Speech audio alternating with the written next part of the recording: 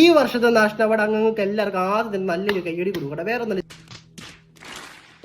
ഇതിപ്പോ കൊടുക്കുക നിങ്ങളെ കൊണ്ട് മാത്രമേ പറ്റൂ. അല്ല, ഏറ്റവും വലിയ ഉദാഹരണമാണ് കേരള സ്റ്റോറി മൂവിക്ക് കൊടുത്ത മികച്ച ഡയറക്ടർക്കുള്ള അവാർഡ്, മികച്ച സിനിമാറ്റോഗ്രാഫിക്ക് അവാർഡ്. എടേ, ഇതിൽ എത്രയോ മികച്ച സീരിയൽ ഏഷ്യാൻ്റെ ഓടണം നിങ്ങൾക്ക് അറിയാമോ?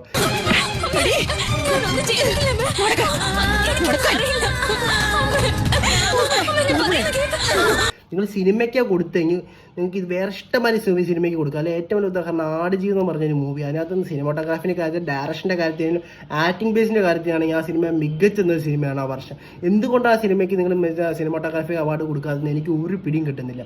നിങ്ങൾ ചിലപ്പോൾ കൊടുക്കാത്ത മെയിൻ കാരണം എമ്പുരാന്ന് പറഞ്ഞ സിനിമ കണ്ട് നിങ്ങൾ പേടിച്ചിട്ടായിരിക്കണം മിക്കവാറും ആ അവാർഡ് ദാനത്തിൽ പോലും പരിഗണിക്കാതെ ആ സിനിമ നിങ്ങൾ വിട്ടെന്നാണ് എനിക്ക് തോന്നുന്നത്. കാരണം എമ്പുര ഇറക്കി പൃഥ്വിരാജ് ഉണ്ടാക്കിയ ഓൾ എന്താണെന്ന് ഇവിടെയുള്ള എല്ലാവർക്കും അറിയാവുന്ന കേസാണ്.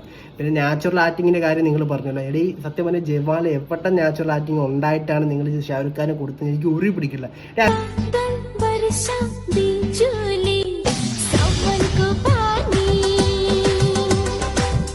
അങ്ങനെ കൊടുക്കുന്ന സമയം ഉണ്ടായിരുന്നു, അങ്ങനെ കിട്ടിയ നടൻ തന്നെയാണ്. ആ കൊടുക്കുന്ന സമയത്തൊന്നും നിങ്ങൾ ആരും അങ്ങനെ അവാർഡ് കൊടുക്കുകയും ചെയ്യില്ല. അങ്ങനെ ഒട്ടും അർഹത ഇല്ലാത്ത സമയത്ത് കറക്റ്റ് അങ്ങനെ അവാർഡ് കൊടുക്കുകയും ചെയ്തു. ഇതൊക്കെ എന്തു ഈ അവാർഡ് ദാനം എന്നൊക്കെ നിർത്തലാക്കണ സമയം കഴിഞ്ഞ് ആയിട്ടാണ് സത്യം പറഞ്ഞാൽ കൊടുക്കുന്നത്.